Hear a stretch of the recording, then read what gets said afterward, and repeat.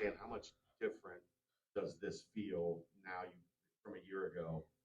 Got experience in the system, added what, probably 20 pounds, whatever it is. something like that. Yeah. How much different does prepping for this season feel than a year ago? Um, it feels similar, very, very similar as last year. I think last year I struggled a lot with a lot of things, and playing the game of basketball was hard, very hard for me last year. Still is, but I was playing the game thinking a lot because I never wanted to mess up or I didn't know how to do things. This year, being a sophomore, learning from Coach West, I know how to play the game without like thinking as much because I know what I'm doing more. So it's a lot more understanding this year, not as much like hard or like easy or it's not easy. College basketball is not easy anywhere you go at this level, but very excited for this season and the upcoming, and it's been great playing with the team and listening to my coaches and learning about the season. By all appearances, you guys seem to get along at least.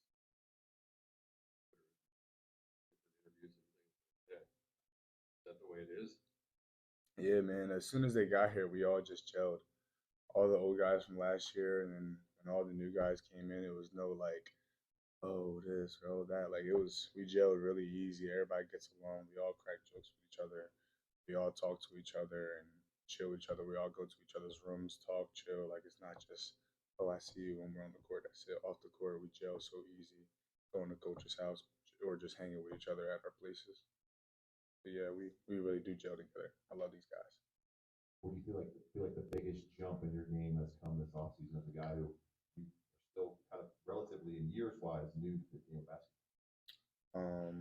I think I jumped the most in defense, and that's why I feel like I needed to make the biggest jump in my career if I wanted to go to places I wanted to go and to help this team the most I can.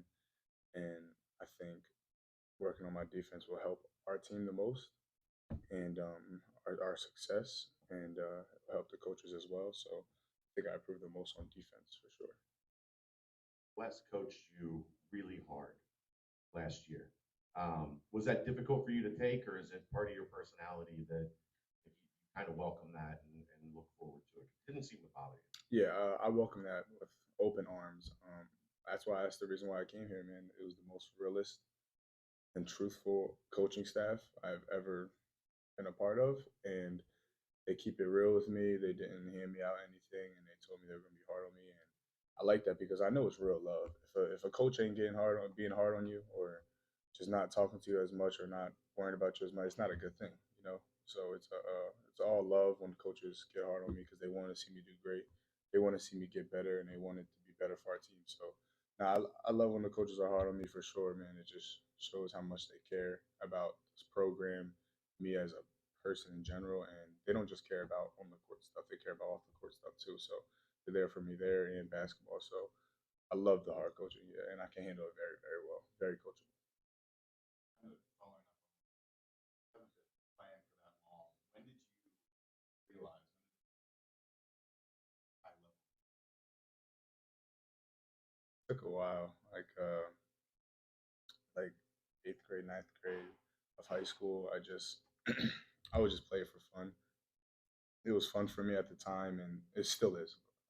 It still is very fun at the time. But it was something fun to do, and I just did it with my friends in the neighborhood. I went to a public school, and I didn't really like start taking it serious till like where my mindset was thinking about NBA.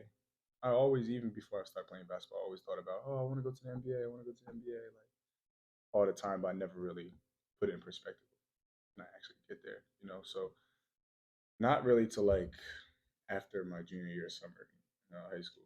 That's when I was like, okay, because I had my trainer, Coach Kenneth Jackson, that was got with me my sophomore year, and he's been trying to prep me for this level because he thinks I can make it to this level and higher. So, really, my junior year of high school, after that summer, I was like, okay, I gotta really like take this serious. This is going to be my life more than anything else, before anything else. So, God first, of course, and the family in here, but junior year after summer, yeah, I really took it serious. Jizzle James has a unique family background. What impresses you most about who he is? Man, he has a lot of energy. I thought I did this energy stuff like I thought I had all the energy and no one can beat my energy. But Jizzle, man, he has such a good positive vibe to him, smiling face, man. Stuff I love, positive things, man. And he's active. He wants to learn so bad too. He's doing so good this year with us, man. He works through it. He's very coachable, and he just brings a positive, shining light to practice every single day. Coach talked about it in Kansas City about how Victor Lockman expanded his game, shooting about 40% from deep. Just talk about what you've seen from him in terms of growth here over the summer and this offseason. Yeah, man, Victor, he's a hard worker. He really cares about our progress this year and this summer, and he really cares about how much we're going to accomplish this year. And we might need him to take some threes, like set a screen, pop, and shoot a three. And he's been working on his game every single day, and we see it.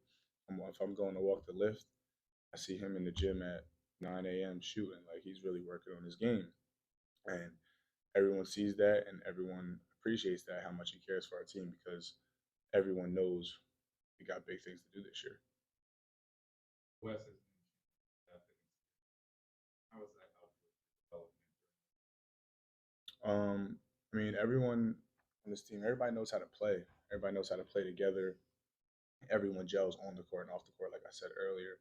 And everybody just makes the right play. There's no sticky hands. There's no selfish things. Everybody on this team is very selfless and just wanted. We want to be a March Madness this year.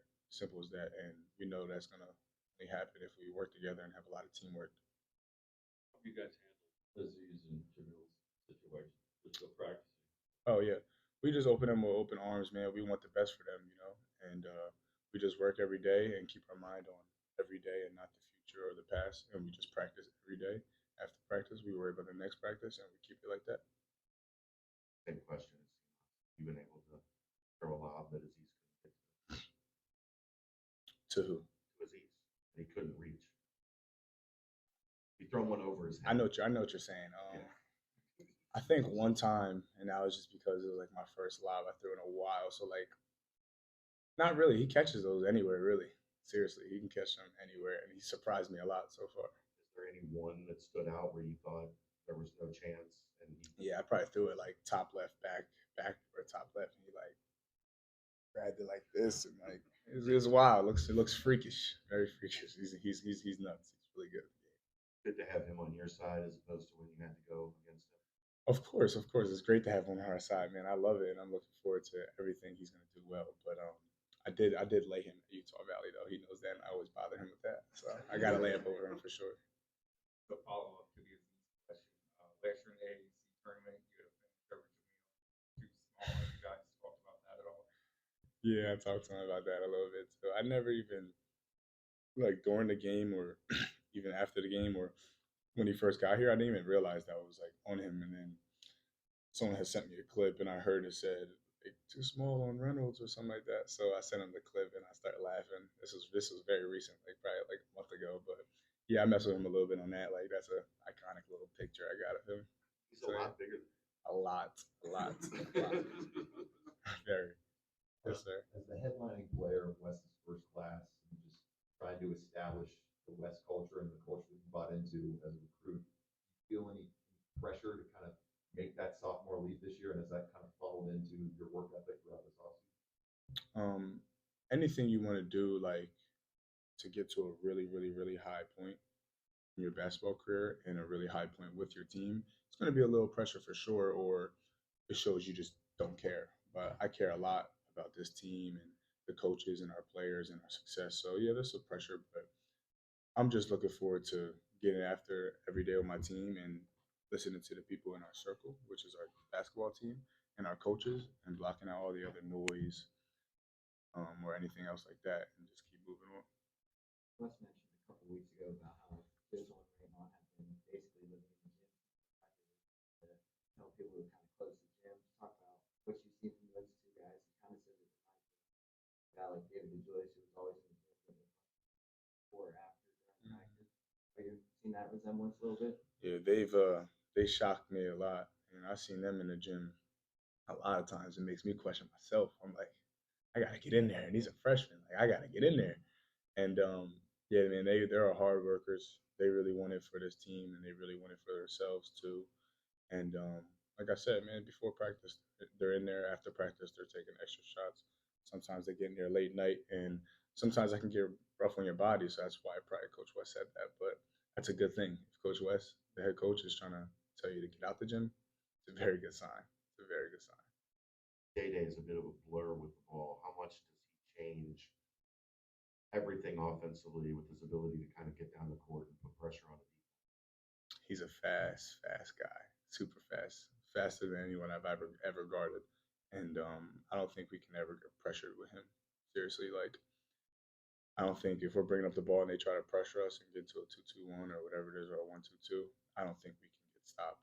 And we got very good guards on this team and a very smart team. So, and he just blows it up with his quickness and his smartness within his experience.